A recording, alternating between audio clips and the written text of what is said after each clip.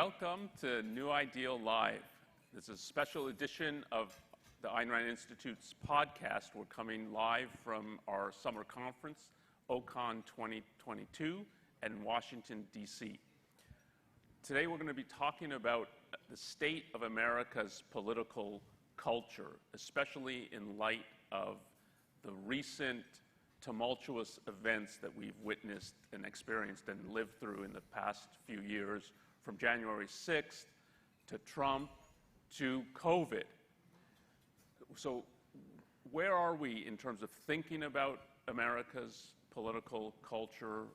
What are our opinions about the direction we're headed? What are possibilities that people see on the horizon?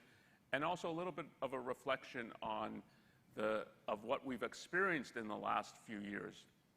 Did our panelists find it predictable, or were they surprised by the events of our recent past? So joining me today, I'm Onkar Ghate. I'm a senior fellow at the Ayn Rand Institute. Joining me today are three friends of ARI, I'll put it that way: Greg Salmieri, Tara Smith, and Yaron Brook. Let's start off with an event that I think was predictable in its general form of a pandemic, but not predictable that when it would happen and what it would be. But so start with COVID, and I'm interested in your reflections on, particularly not so much like the details of COVID, but what it reveals and what the response to COVID reveals to you about our political culture. And I mean, we're talking specifically about Americas, but I think it's worth thinking about America in the world.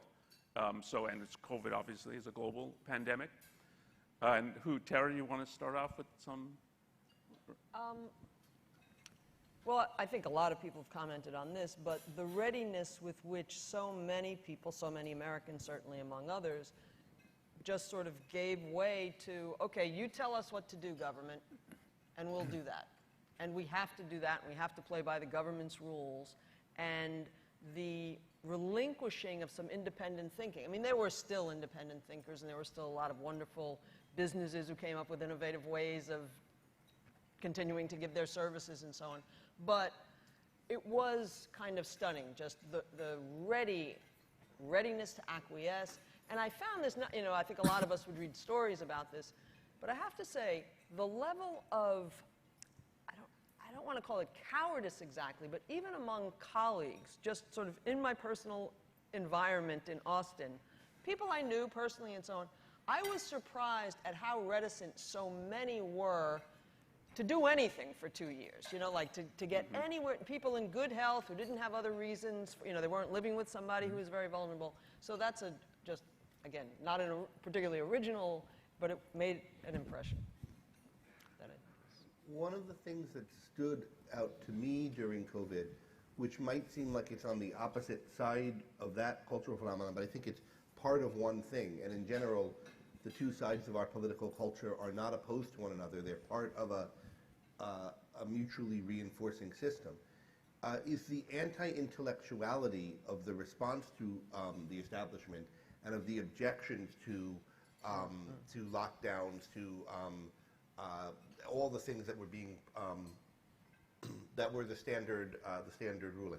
The amount of ridiculous conspiracy theories, the pretending that ivermectin is being suppressed, the kinds of things that are really make-believe, and I think it's clear that they are make-believe, and that this is what became, or even Trump's, it's all going to go away, that kind of pretense at the beginning, that is the caliber of the reaction to, we're going to keep you all under lockdown or quasi-lockdown for 2 years.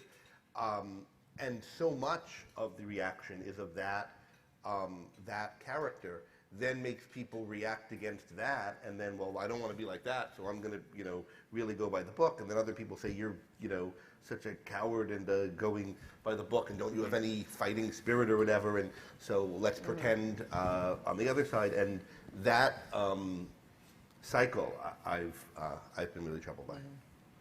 Yeah, so I agree with all of that. I mean, I'd say two main things.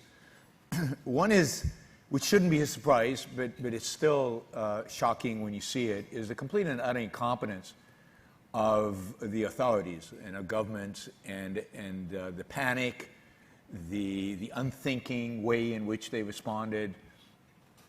So you know, that's one side, and the flip side, and the other side is, to follow up on what both Tara and Greg said, is the lack of any independent thinking. Everything was tribal.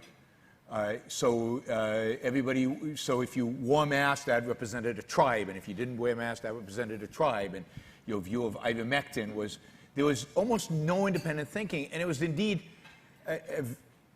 stunning, the lack of ability to think. So people tried to explain their positions and had these ridiculous explanations and excuses for the positions they were taking.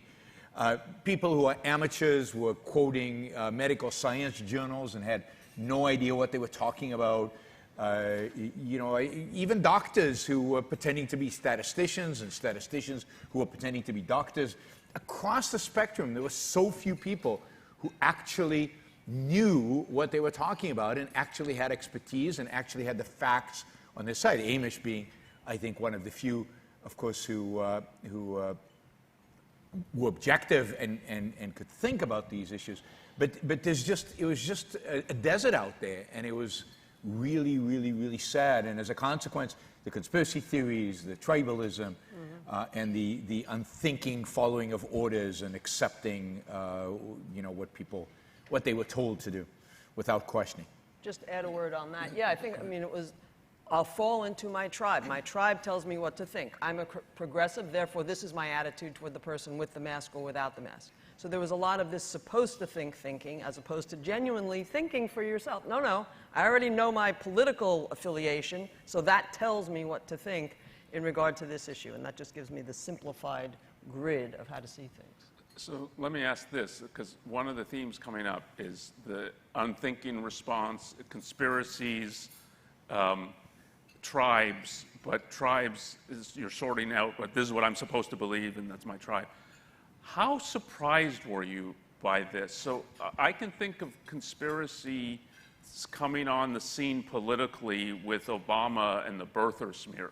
That's the first time that it had like life to it, that it's debunked, and yet it goes on and on and on, and there's still people who I think subscribe to it.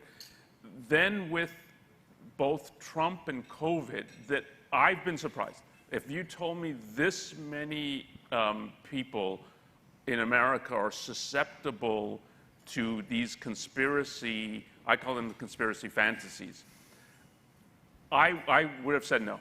It's the percentage that it seems, and of people I know, and people I would have thought there's no way they're going to be emailing me some conspiracy about COVID or so.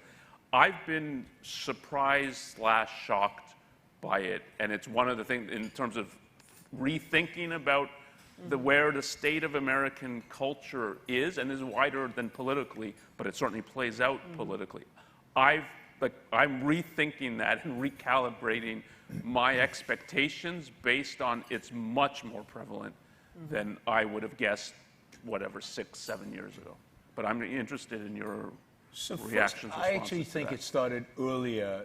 It was 9/11, and while I don't think we noticed it as much, I think it was there. And remember, 9/11, there was no social media. So we didn't notice it because it didn't get that viral spread, and we didn't get it as much. But I still meet people now who bring up 9/11 conspiracy theories. But yes, I was shocked by it. I mean, it definitely has colored my view of what is possible in America. And by the way, I'm going to be as pessimistic as I can today so that I can be optimistic tomorrow. So you'll have to forgive me. But it's definitely colored. It was shocking in how common it was, but there was a real breakdown in trust of institutions, of experts, of authorities, and people were reverting to kind of the basest, most simplistic and tribal explanations they could come up with. But it was, yes, but I think we know about it more because I think social media plays a big role here. Right? 20 years ago, if there was a conspiracy theory, we wouldn't hear about it. So, you know, people would talk among each other, maybe it would spread a little bit. Now, if somebody has a new conspiracy theory, it's out there, and particularly if it's somebody influential, the virality of social media has a big role here in what's happened, I think, over the last 10 years in American society. But I would say I think it has a big role not only in making us all more aware of what's out there, but it sort of empowers people or emboldens people to engage in it more and more themselves. So I think, like both of you, what I was surprised by was the scale of the conspiracy thinking, or if not out-and-out conspiracy thinking, just really lack of independence and non-thinking and going along. It's the scale of it, the prevalence of it. Obviously, there are pockets of resistance and so on, but, and this gets beyond COVID, but in a somewhat related vein, one of the things more generally about the culture that really worries me is the decline of respect for the rule of law. Now, I saw that coming, but I had, I've been talking about the rule of law for at least 10 years and so on. However, I had no idea how rapidly it would start to unravel in terms of people's respect for the rule of law and even for the idea of the rule of law. And I bring that up here only as another example of things are happening more widely and more quickly in somewhat alarming ways, certainly than I ever would have expected. Yeah, the thing that surprised me most in this progression was how well Trump did in the primaries in I guess 2016. Once it was established that someone with that mentality could do that well, and forget how he did in the general, because then he's against Hillary Clinton and there are lots of reasons to dislike her, but that he could do so well in the primaries with that mentality and so many people getting more and more fervently in his corner, the more and more blatantly he behaved like a reality-hating whim worshiper, the clearer it was that we were in a really bad place, and if this could happen, God knows what could happen next.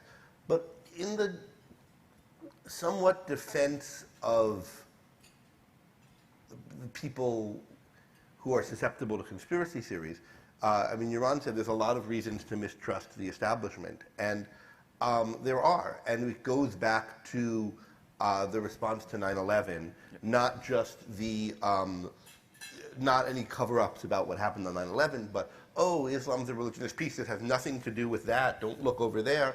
Let's not think about any connection this might have to anything going on in the Islamic world, in mosques, whole bunches of things where you're supposed to not think about, and there was a party line on, and obviously there was something to think about there. And when you shut off thinking and you make it disrespectful, unrespectable to ask certain types of questions, that creates a space for things to fester. And then particularly when you have complicated scientific conclusions, you know, how fast is this virus going to spread? Does this drug work or not work? How was this election tallied? And the things you have to know to understand about a field. And you have more and more reason to distrust the establishment that's telling you things. Well, then what do? You look for something else. And if you are out of your depths epistemically in dealing with it, you look for whatever you can find, whoever seems trustworthy to you. It's scary what seems trustworthy to a lot of people, but nevertheless. And if you're somebody who has knowledge in a tangent field, you're almost compelled to try to expand it and apply it to these other issues. You talk about the doctors who aren't statisticians, the statisticians who aren't doctors. You sort of have to try to do it because you've got something, but it takes a lot of epistemological savvy to stretch into another field, but know when you're on solid ground and when you're, when you're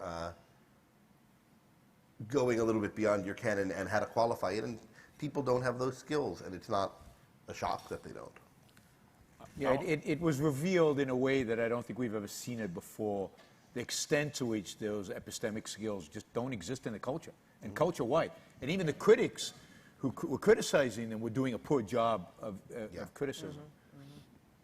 I want to pick up on the thread from about 9/11, rule of law, and the way it will be often put is we have a distrust of our elites and of our leadership.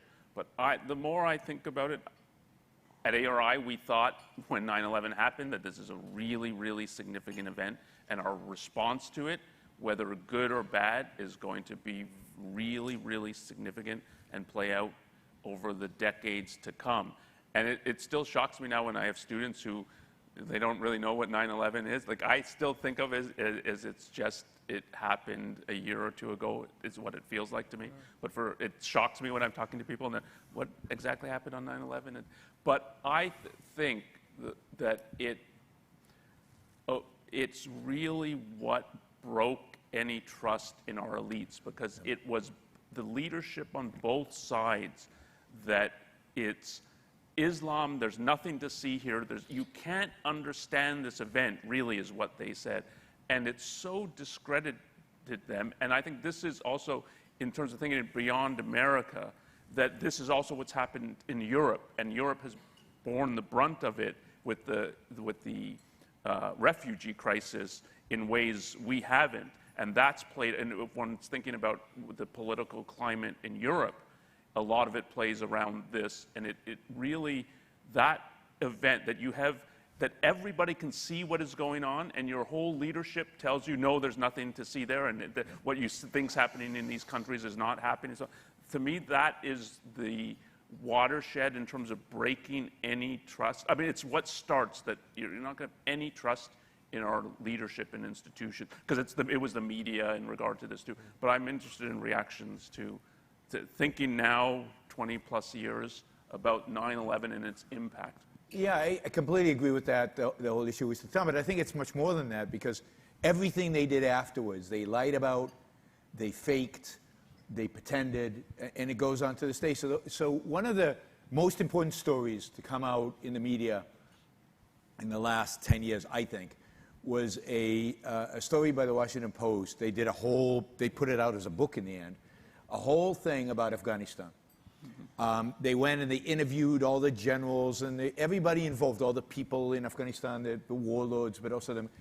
And basically what came out of it was that the American generals and the American politicians all knew it was a failure, all knew nothing was going to be achieved. They all publicly said they were winning, and they publicly wanted more troops, and they publicly wanted more money, and they publicly wanted to continue. Kids were dying for zero reason. Everybody knew there were no reason, and yet they were lying to the American people. And what's amazing about the story is nobody cared, right? It came out in the Washington Post, nobody cared, because I think everybody knew it implicitly, in a sense. They knew what happened was Iraq was ridiculous, and the kids died for nothing. What happened in Afghanistan was an absurdity. And it all failed. It's also one big American failure. So they lied continuously, and they failed, and they've covered it up. Nobody talks about it. Nobody seems to care. But I think it's changed people's sense of life. I think it's changed our attitude towards America and our attitude towards the so-called elites. I think it's a reflection, too, just of the loss of moral confidence, moral self-confidence in the country and in individuals.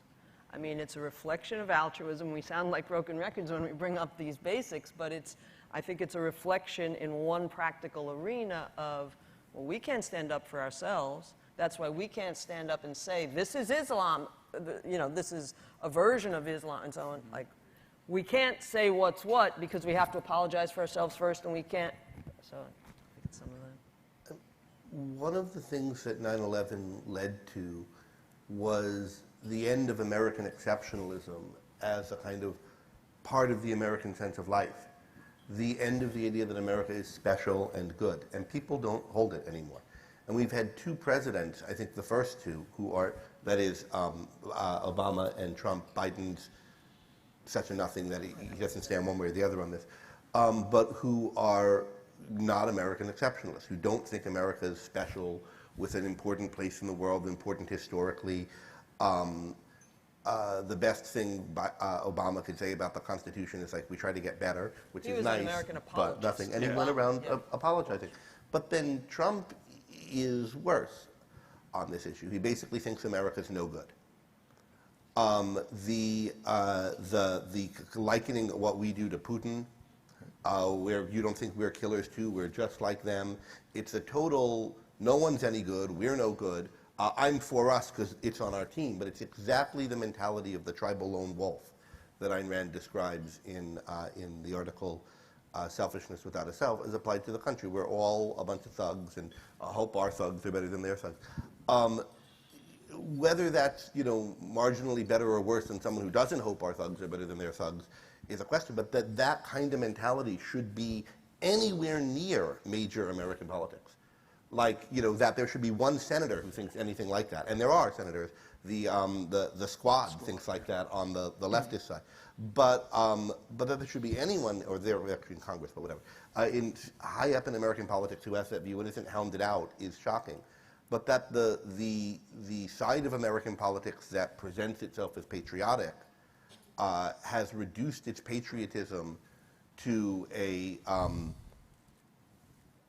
the surly disposition of a drunk who knows he's no good but won't quite say it, is just frightening and awful. And I think it's a legacy of the failures after 9/11, accepting in effect that we can be attacked, we don't know why, we can't do anything about it, and when we try to do anything about it, we just make the matter worse and then hand the place that we invaded back over to the people who harbored the people who attacked us in the first place.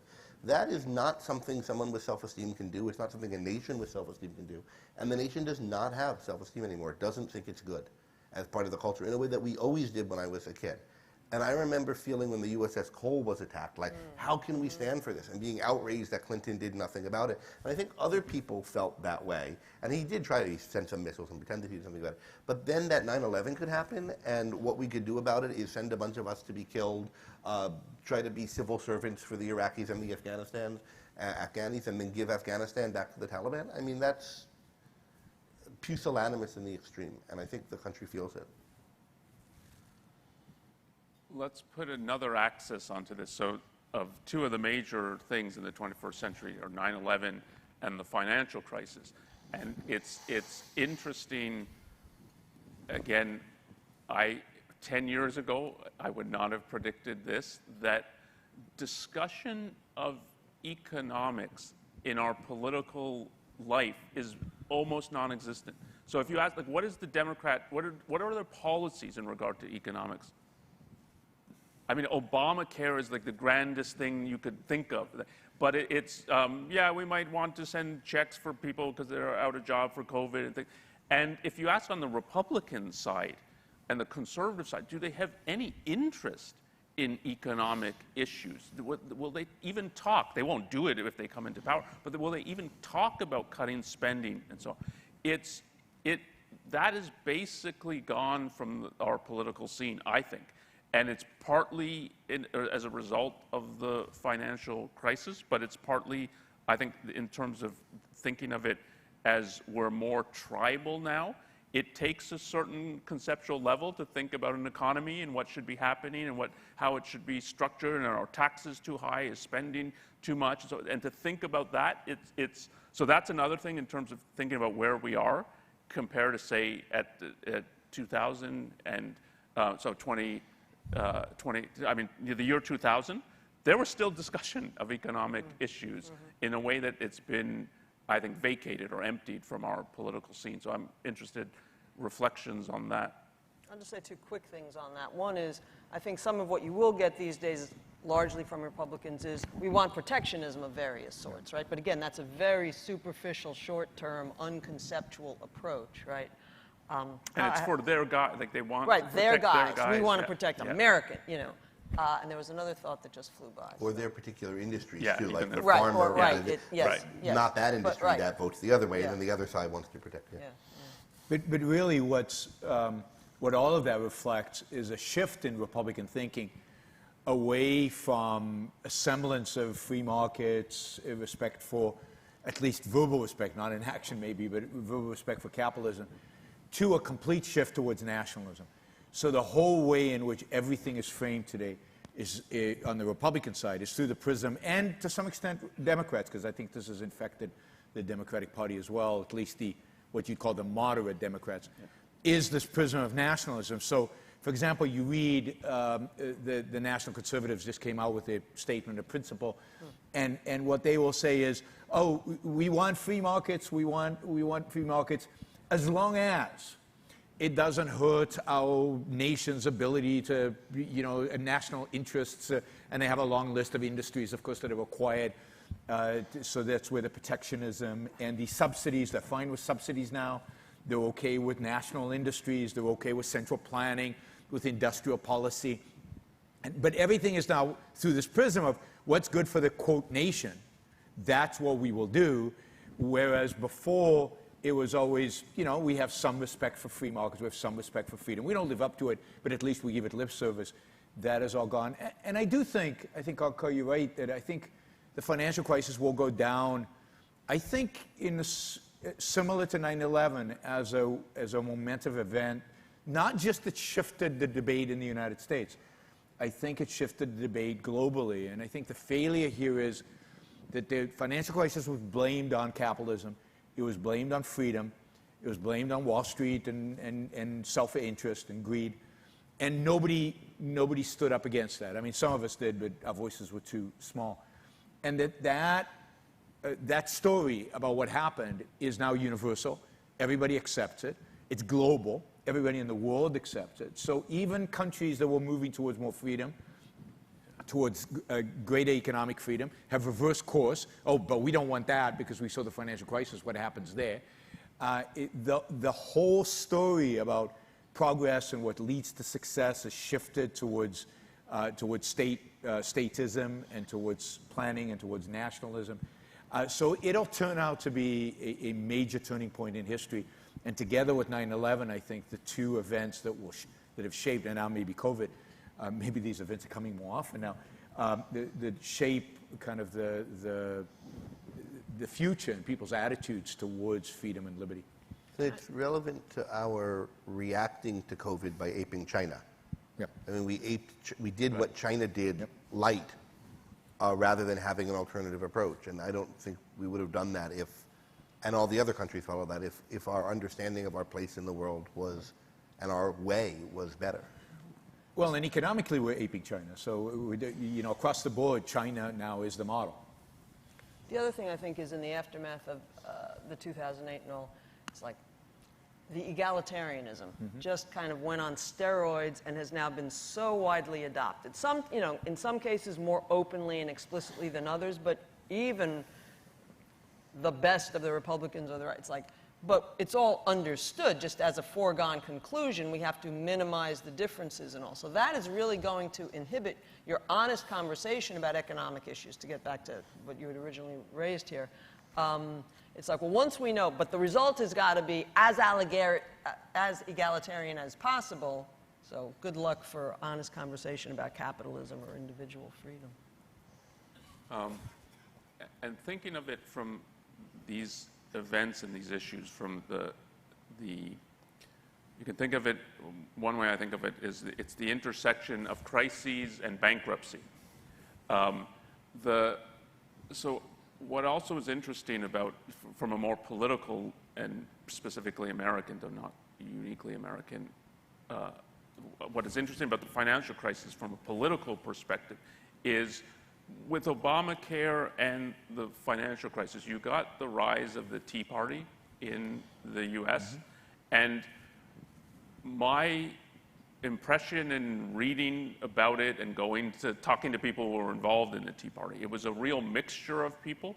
I met many people who it was the first time that they were politically active, that it was, yeah, something's going really wrong with our country, and if I don't get involved, then I can't blame everybody else if I don't get involved. Like, I've got to get politically involved. And there was certainly a segment, though I think it's a minority segment, but a segment that was really genuinely concerned, like, with the size and power of government and its sort of arbitrary nature. And if you remember in the financial crisis, of what they let fail and what they bailed out, and if you think of just an average citizen's perspective, like this, it just looks like total government discretion, and then the powers they had handed to the Treasury and the Fed. There was a real reaction, I think, on the part of some significant but minority segment of the American population that I need to get politically involved. But my reading of what has happened is, and this is the intersection of a crisis and bankruptcy, there was nobody to give them any semblance of good ideas about how to think about the financial crisis and what was happening. And some of those people were also in conjunction with 9/11. Like, things are not going well in Iraq, and so something's really going wrong. There was nobody to give them any kind of positive ideas and a positive way to proceed, so that the better people, I think, left the Tea Party. They were politically active, they got involved for maybe a year or whatever, and there's nothing here, and I'm going to go back to my life and go live into. And the people who were more animated, but they tended also often to be very religious, they stayed in politics, and in terms of thinking about sort of what they view as the base for the Republican Party, that transformation or weeding out of people, I think is important in terms of thinking of where we are. But I'm interested in perspectives on sort of the Tea Party, the financial crisis, and its aftermath. Yeah, I mean, I definitely think the Tea Party was, as healthy a response as one could expect in the culture that we had at the time. People responded emotionally. They responded against what they saw as big government, as a government failure. I think in that respect, they were right. They had identified something true. But very quickly, it started devolving. It started being dominated by the religionists and the kind of the nationalists. But there was still a lot of positivity until Obama won in 2012. And then when Obama won in 2012, they gave up on any kind of idealistic view of a solution. And I think that's what made Trump possible. I think what happened is that the Tea Party kind of fizzled out at some point when they lost in 2012. And the conclusion was, well, we can't defeat the left, or we can't defeat the evils as we see them in the culture by these legitimate means, so we'll do anything. So we'll, including line up with Trump in order to win. And that's the only way we can win, is by playing the status game. And you see it today. Republicans admit it openly, that they want the levers of power so that they can impose their will on us, whereas in the past, supposedly, they were willing to leave us free and educate us, right? So they, and it's part of, I think it has to do with Roe, Roe versus Wade. There was a certain segment among Republicans that believed, we need to convince people not to support abortion. And then at some point it was, no, we just need to force them not to support abortion. And it's not the last we've heard of this. The campaign now is going to be to outlaw abortion nationally. In one way or another, that's the campaign that's going to, because they want to use the levers of power to impose their morality, their religion on all of us, and this has emboldened them, and they will not stop. But it started with the Tea Party. The failure of the Tea Party, I think, emboldened that wing of that part of the Republican mentality. Well, one question is, what would it have looked like for there to be better voices, giving better answers to the Tea Party crowd, the better people in it who wanted? I mean, Yaron was there talking at these things, and he said really good things. I've heard some of those talks, and other people did too. Why weren't we the thing that could supply the lap? What more would we have needed? And maybe we just needed two Yarons, But it's, I think part of what we need is a level of detail and ability to articulate and apply these ideas to a range of issues, concrete, different fields, that just requires more intellectuals. What you were able to do was attract a lot more people to the movement, get students in the OAC, things like that, peel off some of the best people from that movement, and maybe make some of the others a slight bit better. But to set a policy agenda that a movement can go into politics with, I think we just need a lot bigger intellectual movement. Well, it also was a problem with the Tea Party inherently. I don't know how many of you were at the Tea Party events, but the Tea Party was a movement of older people. I mean, the average age was in the 60s. And you're only going to have so much impact. And this is the frustration with older people. And I'm sorry, I'm one of you, so don't. It's when you don't when you do that last push, let's say you're in your 50s or 60s or 70s and you're pushing and it fails, you give up and you resort now to anything goes. We're willing to accept anything because we've tried our whole life and we haven't succeeded. And I think that's to a large extent. If you see the Trump movement, it is an older movement. It is, and if the Tea Party had been, like most revolutions, a movement of youth, I think you could have had more of an impact. And I think that, and then of course you need more people, right? So part of the reason we couldn't do it, there's just not enough of us, not enough people doing enough in a variety of different fields. But just I just made up a number where we need 1,000 objectivist intellectuals, but it's just a made up number. But the idea is we need a lot, and numbers do matter. They do count when you're trying to change a culture, and you know that's the positive is that we're working towards that, right? Okay, so I've brought up a number of issues, a number of the major things in the last 20 years. There's more I could bring up. Unfortunately, most are depressing, I think. Not like these ray of sunshine topics. Yeah, that sounds so fun. So, in terms of positives that you see, and let's take it, at least let's start off with the world of business, and that America is still the leader, at least particularly in the high-tech world, is still the leader, and that this filters out both in terms of a sense of America's identity and about a sense of entrepreneurship. It also still attracts people. I mean, one of the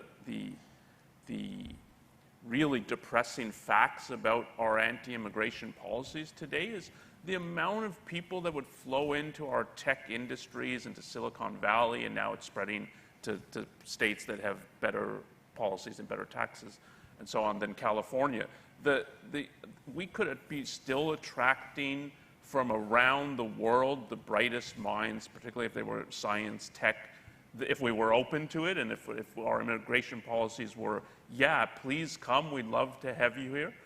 So both in terms of a positive, but the immigration issue I think is important in terms of part of the renewing of the American sense of life, I think has been immigration, because particularly when it's immigration that you're attracting the ambitious, bright, often oppressed people from around the world, and here's a haven for you, and then you can make your own way. So that, just the world of business, and then the issue of immigration impact on it in terms of thinking about America today. And so I agree with you, Greg, that American exceptionalism is gone, and if you ask an American to articulate what it is about America that makes it good, you don't get very much, if anything. But there is still, at a more sense of life level, there is still, I think, rightly seen as America as a place for entrepreneurs. And so the impact of that in terms of thinking of where we are as a political culture, but more broadly in terms of the culture. Well, I'll say, I think there's a sense in which people don't think of it explicitly in these terms, but America is a place where you can be selfish. Right? I mean, I think that's what a lot of immigrants want. It's like, I want to have a good life. So in a sense, I'm encouraged by people who simply don't pay all that much attention to politics. They might know what's going on, but they're focused on their lives. They're focused on what they want and their values. And whether it's immigrants doing that and coming, as so many of them more conspicuously are, or just native longtime Americans who are doing that, that's actually what gives me hope. That is, the selfishness in people, whatever they say, whatever churches they go to and so on, right? The actual selfishness that drives them to do the often really great things they're doing. And it doesn't have to be great, it can just be, you know, some good thing that we all benefit from.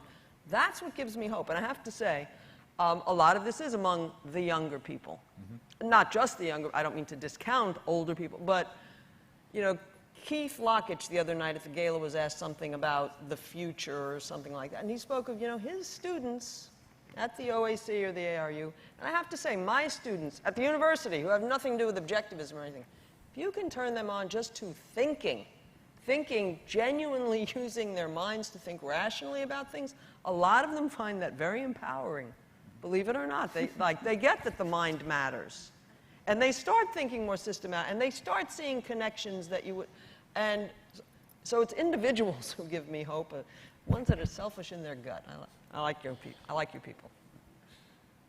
Yeah, I mean, I think two of the most negative things that are going on in the world right now is one is the immigration issue, which I think is a crucial issue, and both political parties are against immigration. People deceive themselves in thinking Democrats are pro-immigration, but they're not. The unions won't allow them to be. So neither party is pro-immigration.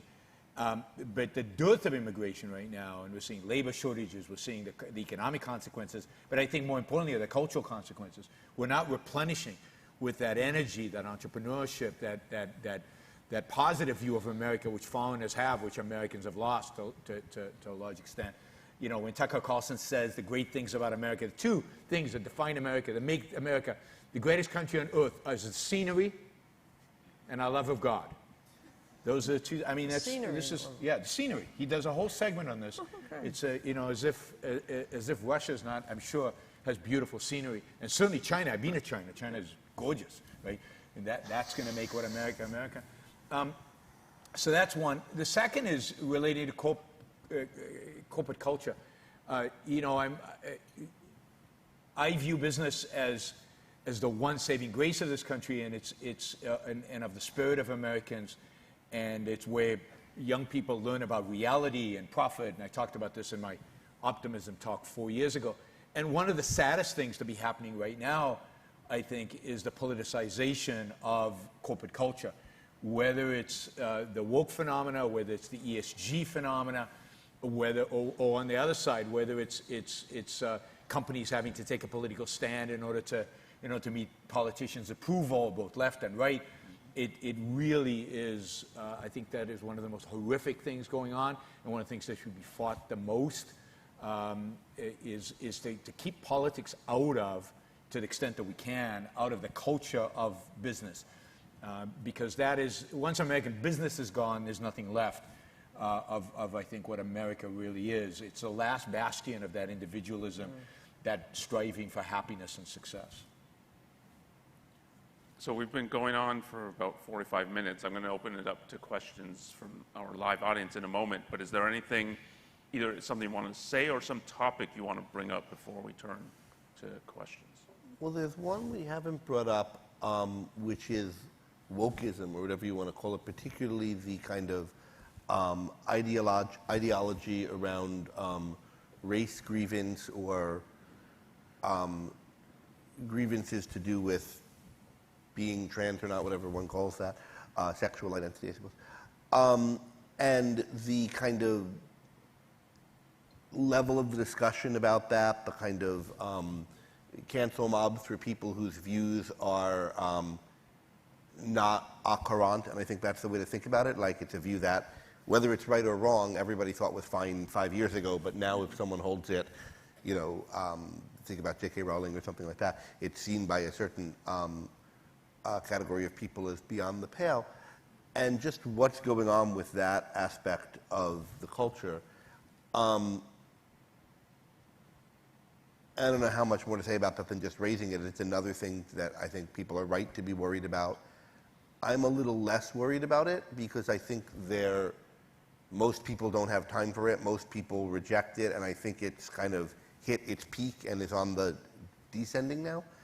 But it's still doing a lot of harm. So it's doing a lot of harm, even if if a lot of people are tuned out from it. Oh, but it is doing its harm in the corporate world, certainly, in terms of, oh no, they too have to have their statements and the policies to back up the wokeism. We've seen it. I will say, at the university, the last 2 years, precipitous sort of decline in anti-woke, or just the abundant embrace, the enthusiastic embrace of the diversity, equity, inclusion kind of thing, and just the assumptions that we have to begin meetings by declaring that this is really land taken from this tribe or that tribe, and so on. Like, that's very alarming. And so in a somewhat related vein, I have real concerns about the respect for freedom of speech and the decline of that in recent years, just as another thing we might explore, but I do think we should. Yeah, and what you're stressing, that that's what I find very disturbing, is that how much it has seeped into corporate culture and how quickly it has done that. And it reminds me of 9/11 in that it's like open censorship, that people know what you're saying. Like it can't be right, what you're saying and the way you're saying it and so on, but we can't talk about it. And if I have any kind of view that says, well, like, isn't something in the Middle East, isn't there something disturbing in the phenomenon and the stats about how many people support bin Laden and so on? It's, no, you can't go there. And that, to an average person, and that it seems like our universities are pushing, that you can't go there and you're not supposed to think and you're supposed to just toe the line. That is it, in terms of eroding somebody's sense of life. Just to live in that environment is it's soul crushing. And it doesn't just, well, I mean, it doesn't just hurt your sense of life. Honesty. It just hurts your sense of honesty when everybody around you is faking all the time.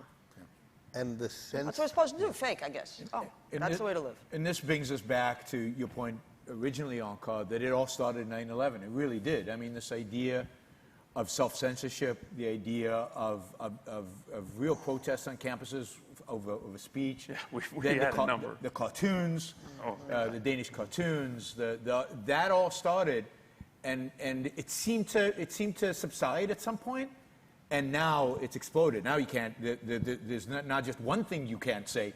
There are a million things you can't say, and cancel culture is in that sense all over the place. And when people feel uncomfortable speaking, they feel like they can't say certain things, and even that they can't think certain things, they still, in a sense, think them, right? They still, something's going on here, something's wrong with this.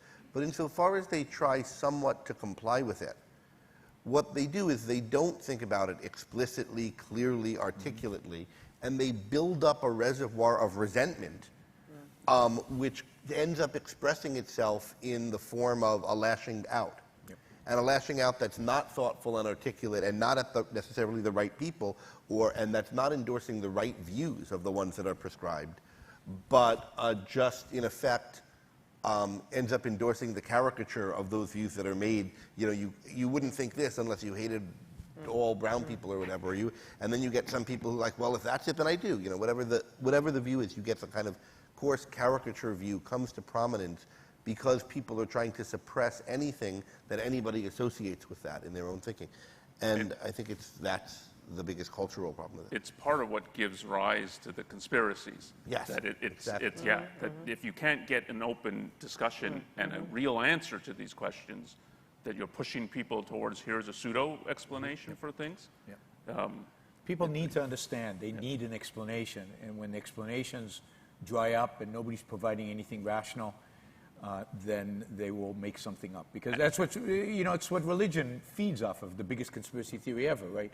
It's they need an understanding of the world, and if they're not getting a rational one, then they'll get an irrational one, but they will adopt something.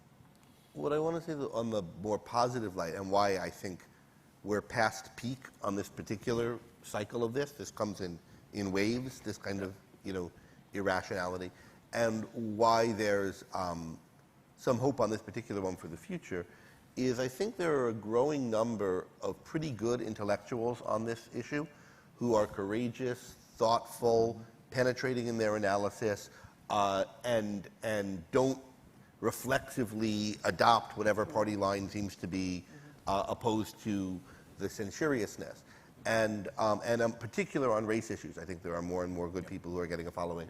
I think John McWhorter is fantastic. I think Glenn Lowry is fantastic. Coleman Hughes, Thomas Chatterton Williams, and there are other people. But particularly with respect to the woke phenomenon, I think that group is I will second really that. I feel like minds. as of about maybe 6 or 8 months ago, it just seemed like I was starting to see more voices, good voices, resist the wokeism, just like speak out and being a little bit more courageous. And I mean, just as we spoke of the bad behavior emboldening more bad behavior, I think some of that gives some more courage to more people to like say, no, wait a minute, we got to rethink some of these. And I think they're breaking through. I'd also put Barry Weiss in this category. And notice that when Barry Weiss left the Times, She wasn't driven out of the Times. She left the Times. I think she had good reasons for leaving, but they felt compelled to basically hire John McWhorter to write a column, right? Like, so the kind of leftist institutions, which in some sense are captured by Twitter woke mobs, also know that they can't go all the way with that. They need to have some of these voices, and I think they're making a difference, and I think they're going to cause this intensity of that phenomenon to roll back somewhat. It's not going to be gone, but I don't think this is the wave of it that's going to kill us. So well, you saw it recently in the Washington Post where the woman who instigated the whole brouhaha around the joke, I don't know if you remember the Oh, yes, joke, yeah. that caused everybody to, she was fired. And I'm not sure that would have happened 6 months earlier, but she was fired because of the Barry Weisses of the world making a big deal out of this, and the Washington Post management, I think, just feeling humiliated and realizing how ridiculous their stance had become. It's so nice that somebody could still feel humiliated, because these days you feel like the shamelessness is just... Yep.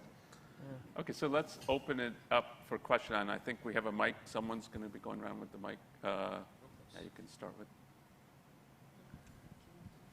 So just to give a little background on myself, I come from a business background, so that's where my thinking is. And just to give a little optimism on corporations, I've worked in international corporations and am very familiar with corporate setup in 4 different countries, including the U.S., and still by far the U.S. is the easiest country to set up a corporation.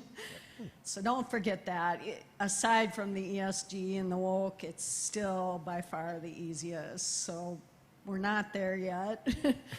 And the other question is, and it's around your comments on the credibility of these politicians and even their experience and knowledge. It's shocking to me what kind of people can get in government, because I've interviewed people, I've hired them often, and some of these people I would not hire on an entry-level position. It's like, how do people vote for them? And from an objectivist opinion, like for example, we have a guy in our area that's still living in his parents' basement, and he's 40 years old, and he's popular. You know, to get into office. And it's like, I don't understand. So from an objectivist perspective, what do you think about some base qualifications for somebody having to run for office? You know, they limit term limits, so how would that be different, you know? You know, it sounds appealing, but I think it's too late. It's not, that's not the issue, right? I think Trump would have probably qualified. And if we could elect Trump, we could elect anybody. And it's, so it's the same with term limits. There's an appeal to it, but it's not the pivotal issue. It's not what'll change things. I used to go to DC, this is years ago. I used to go to D.C. As part of the job at the Institute and meet politicians, congressmen, senators, met quite a few senators. And the striking things was how unimpressed I was with every single one of them. I never met a politician I liked, I respected. I've never had, in person, never. They're just not, you know, exceptional human beings at all. They're quite the opposite. I think the way the government has gone in recent years has just discouraged the better people from wanting to run for office, which just leaves it to a lot of not very good people. Now, there still are some honest people, intelligent people, informed people, and so on. So it's if they happen to be in your area, give them all the support you can, right? And sometimes that comes out in reaction, like the Tea Party reaction, or when Trump was elected. I know there were some, you know, some people were, you know, so horrified by that they thought, well, I'll run for the local school board or whatever it might be. And it's like, look for some of those who might be a little bit better. It's an interesting problem, I think, that you get virtuous circles and you get vicious circles. So it is, from my perspective, it's a real problem that I'd say every good person I know, if I ask them, and this has come up in conversation sometimes, would you run for office? Would you go into politics? It's to a person, no. It's corrupt, and I do not want to do it. But if no good person goes into politics, the whole field is left for people who are no good. And then when you say, well, look at what we have around us. And so I still think it is mostly too early for political action in the sense of running for office. It is not too early to start trying to build people who have a more understanding and knowledge of politics, who would support better candidates. So part of what a grassroots would look like is something like the Trump phenomenon, but good, that people are starting to talk about and say that, yeah, our politicians are really bad. They're unimpressive, like it's the nicest thing you could say about them. I think they're corrupt, a lot of them. And you can't have a country, I mean, a country can't survive if all we have is in our whole political arena, corrupt people. And you have to, that's a real issue that is important to think about. And the tendency and objectivism, which I understand, is just, oh, politics is way downstream. That's true in a sense, but in other senses, it's part of what you're trying to do as you're educating people, is that they should think carefully about politics. And whenever you see, and once in a while it happens, a good candidate, really try to support them. Because it's a huge problem that no good person will go into politics. Let me just add, I do think, though, this is part of the reason why the judiciary is so important. Mm-hmm. That is, one of the major checks we have on corruption, the corruption of uses of government power, is by a judiciary that would stand up. So if you're in one of those states where even the state judges and so on are elected, that's something that I've become, pay a little bit more attention to, because the courts are one other way of combating some of that decay. It's also, if you're thinking about politics, you really have to think about what positive change in politics would look like, what preserving the status quo would look like, and what it would look like concretely for it to be devolving or moving in a bad direction. And I say this because people will say sometimes, about some candidate, people said it a lot about Trump, other people said it about Bush. You could imagine someone saying it about a Democrat. You guys say don't vote for this guy. Well, he's no John Galt. We're not going to vote for anyone until there's John Galt. He's the best we can do.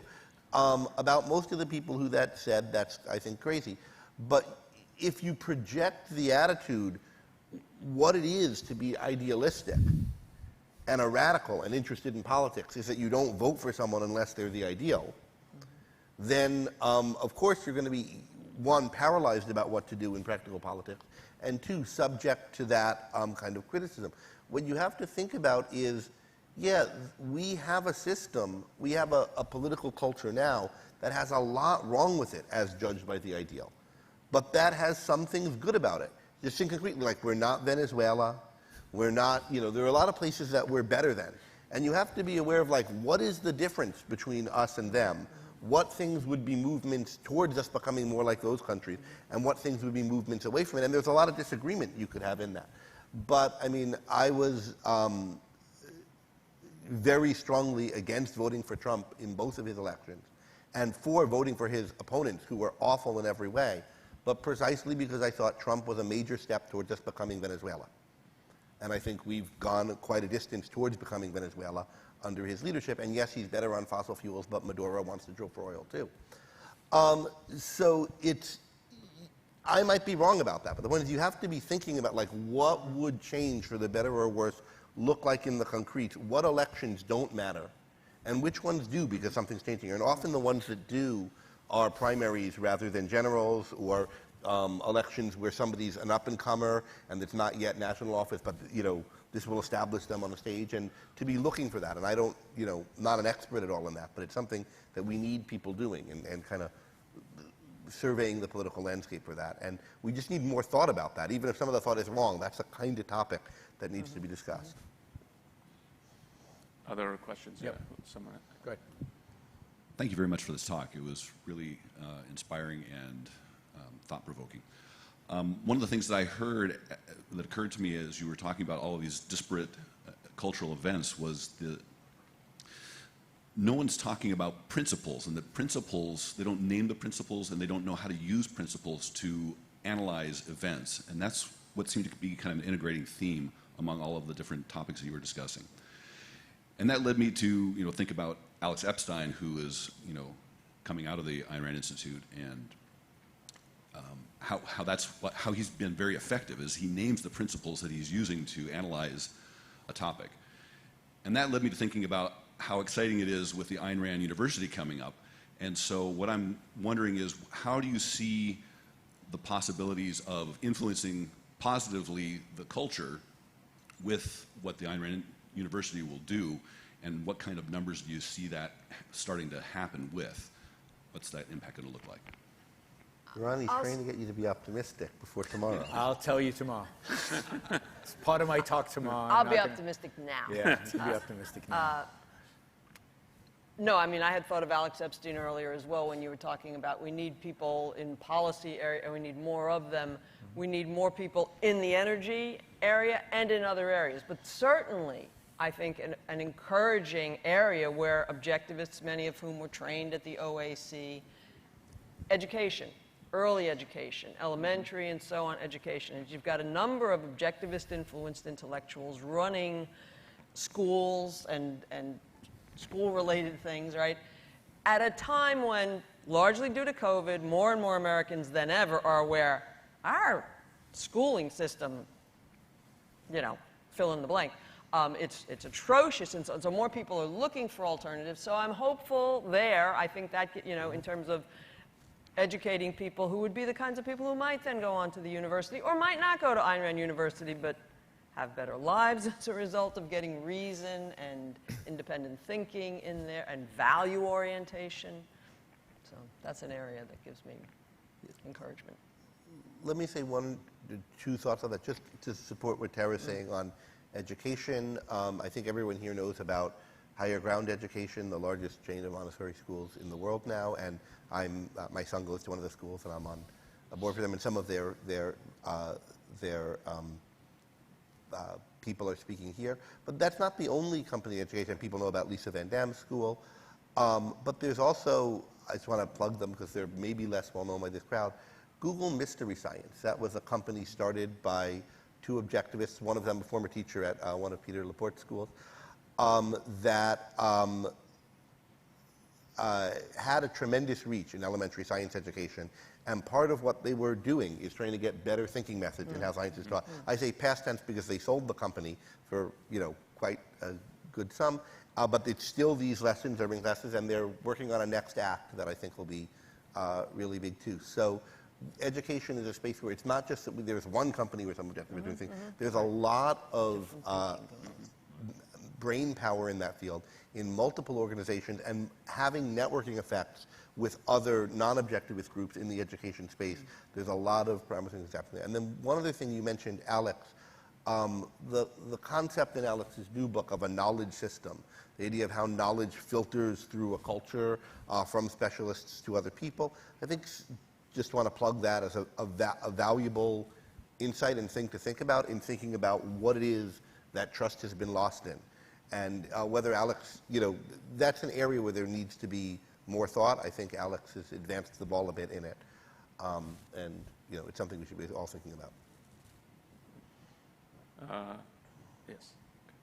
We just saw a wonderful talk on romantic fiction by Lisa Van Dam. If anyone missed it, that it was wonderful. I'd recommend it. But it made me think, what is the antithesis of romantic fiction? And the way I see it, that would be horror stories. In particular, the kind of horror stories that invoke a feeling of helplessness in the face of unstoppable evil. Can you talk about America's obsession with horror and how it can be a reflection of the attitudes that people have?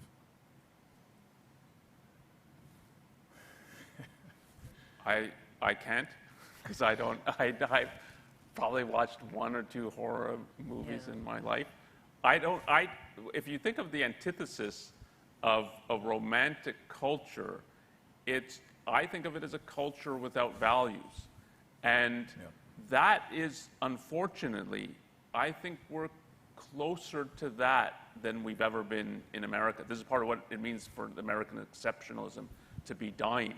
that if you ask, who are known cultural figures today that are not like pop artists? It's hard to name anyone. Anyone in literature, like is there even someone taking music, like a Leonard Bernstein, who is known now that people would recognize and see this? Can you think of it in any of the arts? Can you think of it in literature?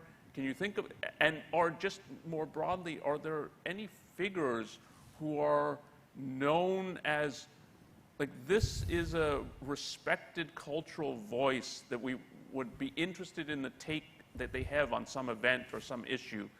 I find it less and less. It's part of that we're tribal, and so there are in some particular tribe, but Tucker Carlson will have, but it's not like the other side thinks that, yeah, he's intelligent, it has something, like it's an interesting perspective. I've been watching just for various reasons, some Martin Luther King interviews in the 60s. And that, I mean, he's facing a lot of opposition, but he is given space to talk and people are listening to what they might not agree, but they're listening to what he said. Is our culture anything like that today?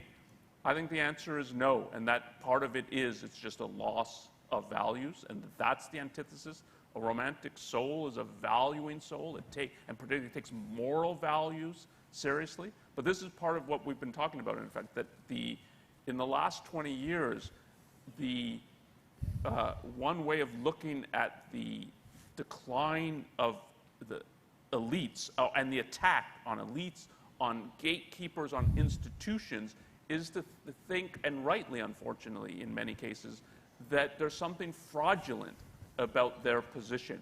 And it hasn't been replaced by other values, it's just now we have an absence of values.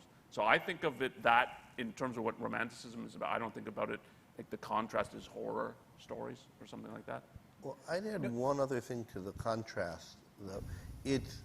If someone is driven by values, there are positive things they're passionate about, they're interested in those things, they light up about those things, and a culture that's driven by values. There's things people resonate about, they're excited about, there's people come together over these positive things. A culture that's not has two features, and a person that's not has two features. Think of Jim Taggart in Atlas Shrugged. In particular, think of, well, I don't want to give the chapter, but he's passive, nothing excites him, he's going through the motions, he has sex with someone, he doesn't know why, he doesn't care about her. But then when there's something to lash out at, suddenly he becomes animated. Where he comes to life is when there's something to attack. And otherwise he's listless and dull. And doesn't that seem a lot like our culture? Yep. Whatever side of it you're on, like what are the literary tastes of the people, and what are the positive social justice goals of the people who snap at J.K. Rowling on Twitter? It's hard to say something about trans, but something that they're really excited about trans people, something they're pro, but as soon as someone steps out of line or says the wrong thing, they're really excited about dumping on her. Right? Well, what do you guys like? Well, we don't know, but we know we hate this. And likewise, if you look at, what do people on the right today like, extol, want? What do they build up? What's their positive view of America? We don't know, but we know it's, to hell with AOC and teaching some, trans thing in school or whatever thing they get animated about. And insofar as there are heroes to either side, the heroes are avatars of lashing out in grievance, which notably, like King, was not, right? And neither were other leaders of successful causes for bringing rights, respect to downtrodden people. Yeah, just quickly to your question, I don't think a genre is going to be the opposite of in a sense, an aesthetic movement, right? So you could make a romantic horror movie. Right? So you could have heroes who make choices and fight for their values, and the thing they're fighting is horrific, right? It's a monster. And you can make a naturalistic horror movie, and you can make just everybody's pathetic and everybody dies. So the genre itself does not dictate the story within it. Now, I don't like horror for a variety of reasons, but I can imagine a romantic horror movie, and I think they're awesome. Hitchcock, possibly. What's that? Some Hitchcock, possibly, in his past. Some Hitchcock, if you consider Aliens, the second one, a horror movie or science fiction horror, I think it's definitely a romantic movie, Aliens, with the second Sigourney Weaver movie, and it's pretty scary. So, in light of what I hear my dad often call the epistemological crisis, I wanted to know what your thoughts are, especially, I guess, in relation to like this new woke culture, especially in like the younger people of America who are encouraged not to think on their own, of like, you will get attacked if you think any differently.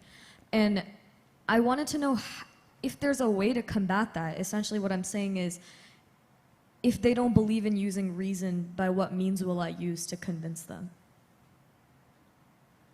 Well, I don't think you have to convince them. It's not about convincing them. And partially, look, I think the thing about woke culture, particularly in its cultural manifestations, it's less so within institutions, is that the best thing to do about it is to stand up to it. So I think woke will go away when people stand up to it. I mean, one of the reasons I've become an admirer of J.K. Rowling, beyond the fact that she wrote Harry Potter, which is a reason to admire her, is the fact that she doesn't give in to these people. Now she's wealthy and she can't really be canceled in that sense, and she's famous, but she keeps on talking, she keeps on standing up to them, she keeps on, and she's admirable in that sense. And I think if people just do that, they model an alternative. They model what can be done. More people stand up, because a lot of these woke crowds are just doing it because it's tribal, right? They haven't thought about it. You know, it's my friend does it. Why not? Let's join in. It'll be fun to go and attack X, Y, Z. And suddenly, they see somebody standing up to them. I think that could inspire and cause a shift. Also, I think. Go ahead, Tara. I was going to say I agree with that, and I would also say, I think even short of the open, I resist, I say no. It's, you can just model being rational. Yeah. And for instance, in a college classroom, as you know, a few of us work, let them know, and you don't have to say this out loud, but let them know by the kinds of views that you entertain or even raise yourself that certain things can be discussed, right? Because they get the it's like, oh, you're allowed to say that. I mean, just, you know, give them permission in a sense, whether you say so explicitly or by what you do day after day, that, yeah, these things are on the table. They're not all foregone conclusions as to what we must think and may not think. So try to do what you can to kind of give young people permission to, think the unthinkable. Yeah, like, that's okay. Like, okay, what's wrong with it? So I suppose another tactic is you keep questioning the views. Oh, why should we think that? Even though that's the thing that everybody thinks these days. Okay, why? And and they'll see themselves, honestly, even if quietly, oh yeah, maybe I don't have the greatest reasons for that, or they don't have the greatest reasons, those confident, hip, woke people. Yeah, two things I'd like to add to that. I very much agree with Tara, your perspective about it. One is, it's better if you could do that not from a place of defiance, but from a place of naturalness. Mm-hmm. There's a line, I didn't quote in my talk yesterday, but I was reading some of the things I wrote about parenting in context for it, about the attitude of the two children in the valley. Mm. And it was, if they encountered malevolence, they'd reject it, not as evil, but as stupid. And I think that's there's one thing to stand up to somebody and, you horrible person, here I am, bravely. That's dumb. What the, why would you think that? I mean, to really try to internalize a certain attitude, they might be wrong or evil, but they're silly, they're not to be taken seriously. And not to define yourself as a champion, an enemy, a fighter against this great beast, but someone who's, thinking reasonably and not going to let some pipsqueak, intimidate them out of it, so that you're not up in high dudgeon against this great fight and it's consuming too much of you, but I'm trying to figure out what's true, and I'm going to consider this view if it might be true. I don't know, maybe it's wrong. Trying to inhabit and find things that help restore and feed in you that mindset of thinking is normal, natural, right, and most people will, I think, respond well to that. And then the other is, it's not just about being rational about matters of straightforward fact and considering different views, But also part of what has to be role modeled that's part of that is having values, caring about things, thinking what's good and awesome and exciting and interesting in the world, and being someone who makes it clear that that matters to you. And Onkar's you've often referred to, I don't know how often, but you have in a way that impacted me, mentioned Washington's talking about raising a standard that the wise and honest can repair to. And I think when one does that, when one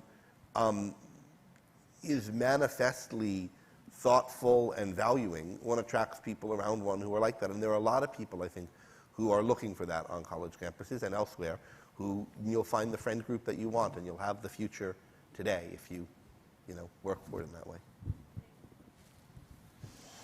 Yes, so we have plenty of more questions, but unfortunately we won't be able to get to them, at least in this edition of New Ideal Live. We're at the time, it's 1:30. So thank you for joining. Thank you for joining live today, and for our online people, thank you. And we'll have another edition of New Ideal Live next Wednesday. I'm not sure what the topic is, but you can find that on our website and in emails we send out. Thank you, everybody. Thanks. That was fun.